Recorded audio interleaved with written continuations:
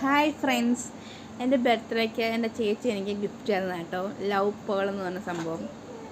ഇത് ഇപ്പം ട്രെൻഡിങ് ഒന്നും അല്ലെങ്കിലും നമ്മൾ ട്രെൻഡിങ് ഉള്ള സാധനം ട്രെൻഡിങ് അല്ലാതാവാൻ മേടിക്കുന്നത് ഒരു ട്രെൻഡിങ് അല്ലേ, അതാണ് സംഭവം. ഇതിൻ്റെ അകത്തൊരു മേക്ക് വിഷ് ഉണ്ട്. നമുക്കൊരു വിഷ് ചെയ്തിട്ട് ഈ പേൾ തുറന്ന് നോക്കാം. അതിനകത്ത് മുത്തുണ്ട്. ആ മുത്തെടുത്ത് നമുക്ക് പെൻഡൻറ്റിൽ ഇടാൻ വേണ്ടിയിട്ട് പറ്റും. ഇതാണ് ആ സംഭവം, നമ്മുടെ പെൻഡൻറ്റ് ഇരിക്കുന്നത് പോലത്തെ സാധനം.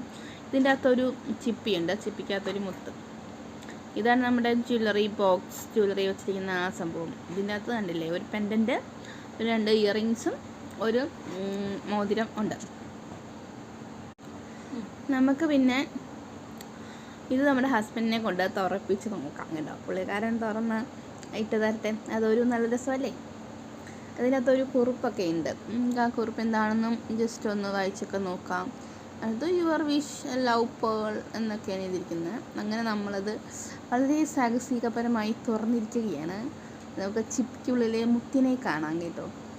ചിപ്പിക്കുള്ളിലെ മുത്ത് പോലെ എന്നൊക്കെ പറഞ്ഞ് കേട്ടിട്ടേ ഉള്ളൂ.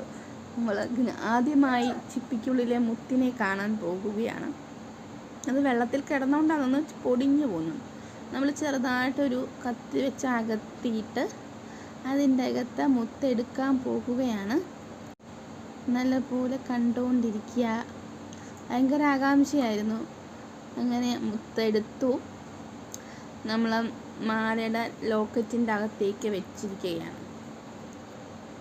കണ്ട, ഇതാണ് ആ ലോക്കറ്റിൽ വെച്ച മുത്ത്. അത് നമ്മൾ ഇനിയിപ്പം യൂസ് ചെയ്യാവുന്നതാണ് എല്ലാവർക്കും. ഓക്കെ.